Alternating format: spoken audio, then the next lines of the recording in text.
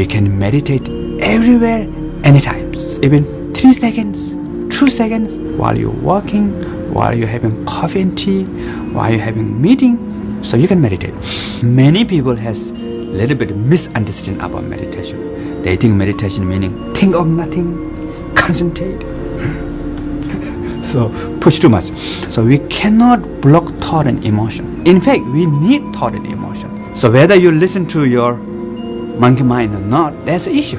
What I call monkey mind, mine is chatting, pala pala pala yada yada. So monkey mind is giving your opinion. So whether you listen to opinion or not, it's up to you, right? So through meditation, what we do is we have to make friends with the monkey mind. But how to make friends? Just giving banana doesn't work, So right method is you need to give job to monkey mind. How to give job monkey mind? So the simple meditation technique is be aware of the breath. So you ask monkey mind, hello, what's breath? So monkey mind says, yeah, good idea. And be aware of breath. Breathing in, breathing out, breathing in. There's a lot of thought comes at the background. Don't care, no problem. So as long as if you're not forget your breath, anything is okay. Not need too much concentration. Just simply be aware of your breath. Breathe in, out, in. Even 2 breath, 1 breath. So therefore, we can meditate everywhere, anytime. When we are silent, still we feel that mind chattery, which always bothers us, and our thought always shifts back to past and future imaginations, which will not be any of output. How to get rid of it?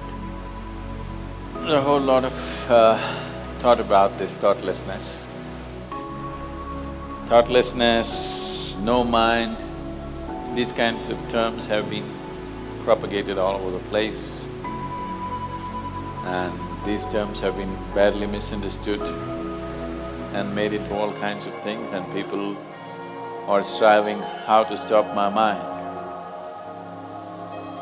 It took millions of years of evolution to get a mind of this kind of capability, isn't it? Millions of years of tremendous amount of nature's work that today you have a mind of this kind of scope. And now you want to stop it. Why is it that you want to stop it? If your mind was constantly producing absolute pleasantness for you, would you think how to stop this mind? Would you? No. It's producing a lot of unpleasantness. That's why you're thinking of how to stop the mind. This is the first thing, wherever you go in the world, this has gone so much into people's mind. If you tell them you meditate, they say, but Sadhguru, I'm not able to stop my mind. I said that will happen only after you stop your kidneys, liver, heart. You stop all these things, then the mind will also stop. Do you want it to stop? No. Then why do you want the mind to stop? Why do you have such a horrible prejudice against the mind? You don't mind if your heart is beating, you can meditate. You don't mind if your liver is working, you can meditate. Your kidneys are functioning, you can meditate. If your brain functions, you can't meditate, what is the problem? You seem to have something against intelligence, isn't it? This is the conspiracy of the stupid against human intelligence, that to meditate means your brain must be frozen. No. You don't have to freeze your brain. We were looking at this yesterday itself. We will initiate you into Shambhavi. It's a simple process. There are many ways to do it. This is one simple way. But it's a powerful process. If you sit here, you will see your body is here, your mind is somewhere, who you are is somewhere else. Once there is a space between you and the mind, then what the mind is not doing, what the mind is doing is not even an issue. It is like you're stuck in the traffic jam. You're struggling through the traffic. That's one experience. Suppose you are either standing on Chamundi Hill or you're floating in a hot air balloon and look down at all the traffic. Very peacefully, traffic. Why? There's a distance, isn't it? When you're in it, traffic is a different experience. From really high up there, sitting in a hot air balloon, you look down, you can't even hear the sounds. Looks wonderful, traffic, isn't it? Yes or no? Because there's a distance. So once there's a distance between you and your mind's activity, mind is not a problem. Mind is a miracle, it is not a problem. And anyway, if thoughts are going continuously, if you're having a mental diarrhea, obviously you ate some bad food, isn't it? Yes. You're having a physical diarrhea, you ate some bad food, isn't it? If you're having a mental diarrhea, you are obviously consumed something wrong.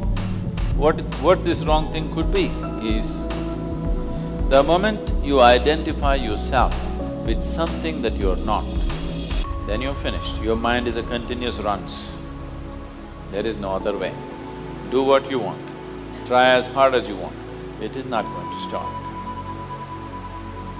If you do not identify yourself with anything that you are not, you know how to be with everything, you know how to use everything, but you're not identified with it, then you will see if you sit here, simply mind will be like this. You want to use it, you can use it, otherwise it'll be like this. Right now your hands are like this, or you're holding it tied up because it'll go all over, is it? No. You can keep it like this. You can keep it like this, you can keep it like this. When you want to use it, you can use it. So it's a useful instrument. Suppose your hands become like this. You know, some people have become like this. Yes or no? If it becomes like this, you will become ridiculous, isn't it? If it happens to your mind, also you're equally ridiculous. It is just that you are living in the comfort that nobody else can see it. But people can see it. They watch you closely enough, they can see it, isn't it? And whether they can see it or not, that's not the point. The point is, the most important faculty of your life is out of control. Doesn't matter whether they can see it or not, that's not the issue. The issue is, the most important faculty in your life is out of control, doing its own rubbish all the time, not doing what you want it to do. So, if you have to be freed from this ailment, you should stop eating bad food. Wrong food or bad food means you're identifying yourself with things that you're not. If you sit here, if you're not identified with this and with this, then you will see everything is just fine. Then your mind will do what you want it to do. Otherwise, it will simply hang there, and that's how it should be. Mind should not be telling its own stories all the time. It should tell the story that you want it to tell, isn't it? Otherwise, it's quite a nuisance.